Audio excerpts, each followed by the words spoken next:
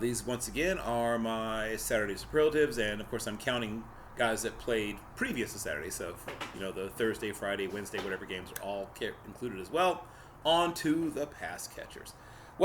I talked briefly in the quarterback segment about Fresno State's quarterback Jake Haener. His favorite target was Jaylen Cropper, who was uncoverable. He had 10 catches, 202 yards, 3 touchdowns. And my first time really paying attention to him, I will continue to pay attention to this man. I have to, once again, repeat a guy who I just can't keep out of my wide receiver group is Mr. Tyrese Fryfolgle. Once again, when I say Mr., it's all respect. 11 catches, 200 yards, 2 touchdowns. He's not, everyone knows he's coming. Like, he's not creeping up on anyone. I mean, obviously you're worried about Whop Phillior as well, but I'm starting to think that the better receiver might be Tyrese Fryfolgle. He is problems. He's got a little Greg Jennings to him. And I'm going to keep watching him, but I really like this guy. I have to mention Donovan Green. He had 8 catches, 170 yards, 2 touchdowns. I think he's got real upside, real potential. And, everybody in that Wake Forest Carolina game, got their numbers, obviously. But obviously everyone knew about, the wide receiver tandem over at Carolina, and I could have mentioned both of them as well because I can mention them every week. But this is my first time really watching Wake Forest wide receivers, and they both look great. So Donovan Green, 8 catches, 170 yards, 2 touchdowns, and his partner in points, Jakari Roberson, 12 catches, 167 yards, 2 touchdowns. And on the other side, you have Carolina, of course, with Dazz Newsome, who had a great day.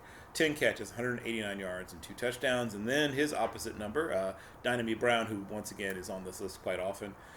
163 yards on 8 catches and 2 touchdowns. And they're just dynamic.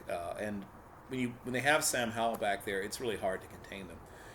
A guy I like more than everybody. Also, one of my guys is Romeo Dobbs. If you haven't watched Nevada, first of all, Carson Strong's an interesting quarterback, but this kid, Romeo Dobbs, great body control. Sort of a Keenan McCardell type. He's not a blazer, but he's faster than you think he is.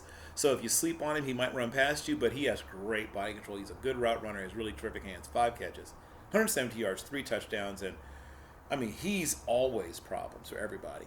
And a guy who went crazy nuts, and I have to mention, is Elijah Moore. Ole Miss, obviously, once again, we talked about all the points they racked up, but he had 13 catches for 225.